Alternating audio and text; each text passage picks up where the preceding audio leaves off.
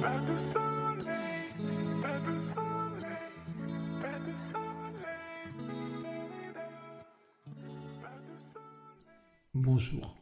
Aujourd'hui, je vais vous faire un retour sur le texte de Marie-Thérèse. Tout d'abord, quelques petites précisions. Je n'analyse qu'un court extrait d'un récit, je n'ai donc pas de vue d'ensemble et certaines choses peuvent m'échapper concernant le fond de l'histoire. J'essaierai donc de me concentrer surtout sur la forme, autrement dit sur le style, plutôt que sur le fond. Autre petite précision, qui a toute son importance, je ne suis pas un professeur qui délivre de bonnes ou de mauvaises notes. Non, j'analyse chaque texte avec ma propre sensibilité, la sensibilité d'un grand lecteur, mais sans prétendre détenir la vérité. D'ailleurs, hormis quelques règles incontournables en matière d'écriture, il faut bien dire qu'il existe une grande part de subjectivité. Certaines personnes vont aimer un livre, d'autres vont le détester. Je mets à votre service également mon expérience en tant que professionnel ayant accompagné de nombreux futurs auteurs dans l'écriture de leur propre histoire. Voilà, ceci étant dit, nous allons pouvoir commencer l'analyse du texte de Marie-Thérèse. Premier chapitre, avant ma naissance. Papa adorait le dessin, il était doué en français mais détestait les mathématiques. Ce sont les seules confidences que j'ai recueillies concernant sa scolarité. Eh bien, en à peine 2 lignes, Marie-Thérèse a résumé le profil de l'élève qu'était son père. Donc elle a choisi des mots extrêmement précis. Elle n'a pas eu besoin en fait de délayer et de faire tout un paragraphe pour nous expliquer cela. Papa adorait le dessin, était doué en français mais détestait les mathématiques. Ce sont les seules confidences que j'ai recueillies concernant sa scolarité. La médaille gardée précieusement et exposée dans ma bibliothèque atteste qu'il a eu le certificat d'études. Eh bien, Marie-Thérèse aurait pu là se contenter de dire que son père avait eu son certificat d'études, point. Mais non, elle nous a donné d'une façon beaucoup plus subtile à voir une image, l'image de cette médaille, et en plus en nous précisant qu'elle était gardée précieusement, ce qui voulait dire que son père avait la fierté d'avoir obtenu son diplôme. Ensuite, sa mère, pensant bien faire, donc on parle toujours de son père, l'orienta vers le dessin industriel. Il entra chez Alstom à Paris à 15 ans et y travailla durant plus de 50 ans, avec une grande conscience professionnelle mais sans passion. Encore une fois, en 2 phrases, grande conscience professionnelle mais sans passion, eh bien, Marie-Thérèse a tout dit concernant l'état d'esprit de son père lorsqu'il exerce son métier. Autodidacte, il s'adonna toute sa vie à la peinture et aux illustrations de ses écrits. Là, René dansait très bien. Alors là, on change, on passe à une autre idée. Il aurait été bien, effectivement, de sauter une ligne pour entrer dans un nouveau paragraphe, puisqu'on change d'idée. D'autre part, on apprend que le père de Marie-Thérèse s'appelle René, c'est peut-être un peu tard. René dansait très bien la polka, la rumba, la valse et le foxtrot. Il n'avait pas de secret pour lui, n'avait pas de secret. Attention aux expressions clichés. Le week-end, il participait au bal organisé par une école de danse et guidait les débutantes. C'est ainsi qu'il rencontra ma mère, Jeanne-Juliette, que tout le monde appelait Jeannette.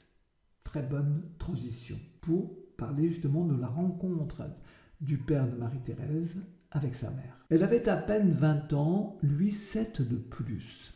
Après le brevet élémentaire et en dépit de son désir de préparer le concours de l'école normale, elle était entrée chez Piget.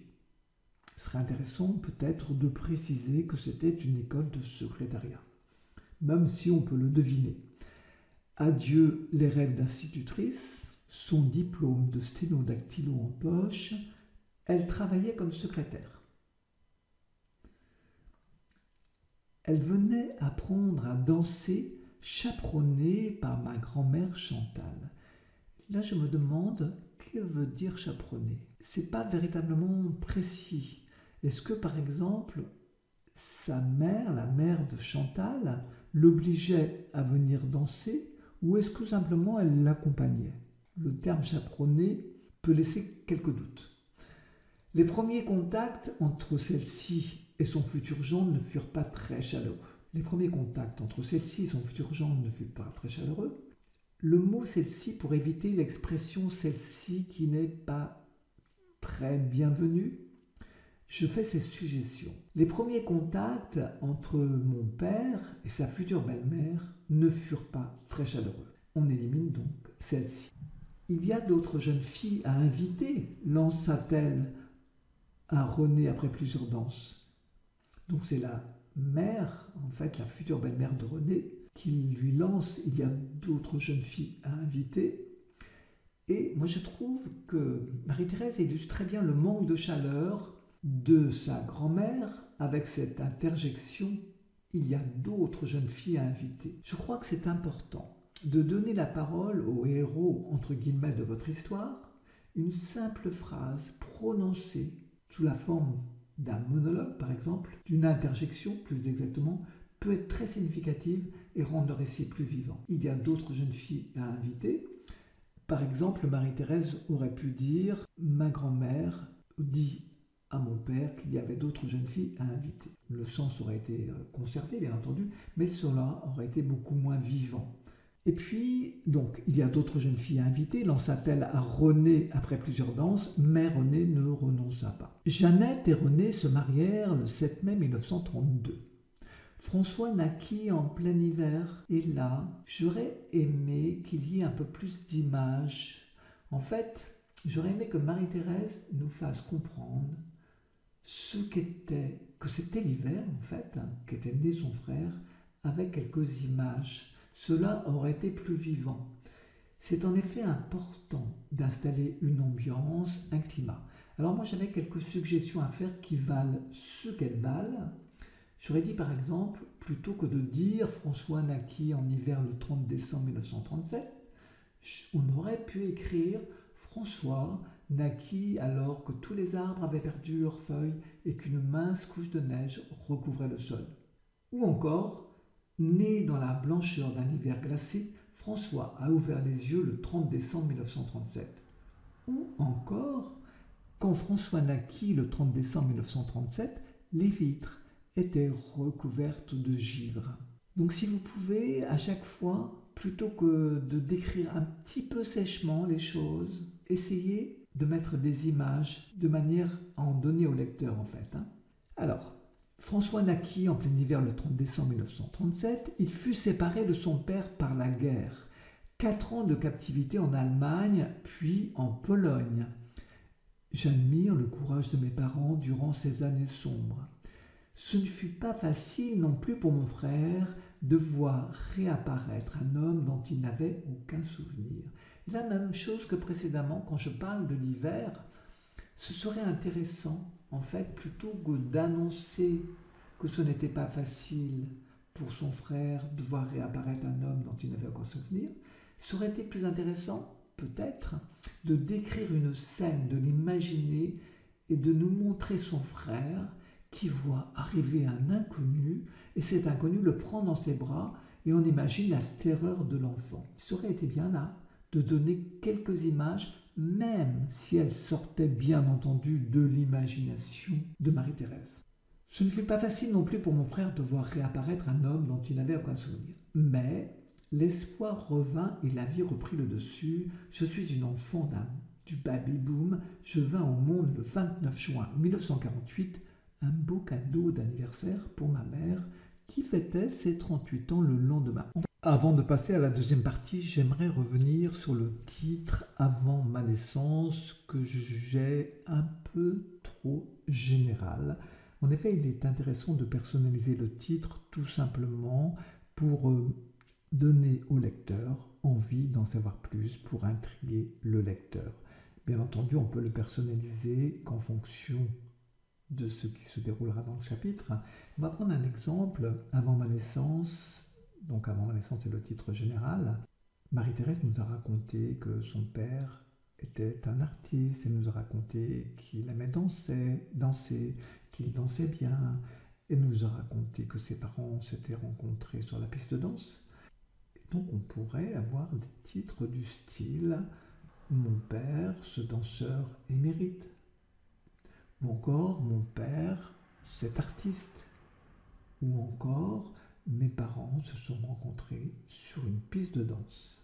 Voilà, c'est une façon en fait de personnaliser le titre. Maintenant, nous allons aborder la deuxième partie, le moment où la petite fille entre à l'école et découvre un tout nouvel univers.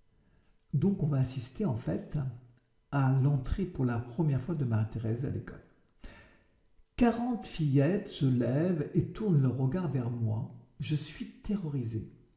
J'apprendrai plus tard les règles en usage à l'école. Quand un adulte entre dans la classe, les élèves se lèvent en signe de politesse. La directrice me présente à l'institutrice qui m'installe au dernier rang. La grande aventure commence. Je n'ai pas du tout fréquenté l'école maternelle et découvre un univers très impressionnant. Le pupitre en bois est trop grand pour moi. Alors, le pupitre en bois est trop grand pour moi, plutôt que de le dire, ce serait beaucoup mieux de le montrer. Et d'ailleurs, c'est ce que va faire Marie-Thérèse. Donc, à la limite, j'ai envie de dire que cette phrase, elle pourrait être supprimée. Elle n'a pas véritablement d'utilité. Puisque Marie-Thérèse dit un peu plus loin, mes pieds ne touchent pas le sol. Là, donc là, on montre bien justement que le bureau est véritablement grand. On ne va pas dire le siège était trop haut. Non, mes pieds ne touchent pas le sol. Donc c'est une belle image, en tout cas c'est une image très concrète que nous fait passer Marie-Thérèse. La maîtresse me remet un petit cahier à la couverture rose. Elle me donne des consignes que je ne comprends pas bien. Sur la première page, 2 tampons, une fillette et un garçon. Je dois écrire à l'aide d'un porte-plume en trempant la plume dans un godet blanc que j'atteins difficilement. Encore une petite précision pour dire que le pupitre est trop grand pour la petite fille, dans la mesure où elle dit dans un godet blanc que j'atteins difficilement. Encore une découverte pour moi, dit-elle. Alors pourquoi plutôt que de... Est-ce que cette phrase est véritablement utile? Encore une découverte pour moi. Je pense que Marie-Thérèse nous a suffisamment bien décrit son entrée à l'école pour que l'on prenne conscience que c'était véritablement une découverte pour l'enfant. Avec de grands yeux écarquillés, elle découvrait vraiment tout un nouvel univers. Alors plutôt que d'écrire encore une découverte pour moi, il est préférable de le démontrer par l'attitude de l'enfant, soit par son attitude, soit par ce qu'elle ressent. Et c'est d'ailleurs le cas dans les descriptions de Marie-Thérèse, on le voit très bien. Une goutte de liquide noir tombe et glisse sur le dessus incliné du bureau. Ma voisine me fait signe de secouer la plume au-dessus de l'encrier. Je m'applique, en tirant la langue, à reproduire le plus fidèlement possible les signes tracés en haut et à gauche de la page. Voilà mon retour sur le texte de Marie-Thérèse, que je remercie pour sa confiance. Et je vous dis à très bientôt.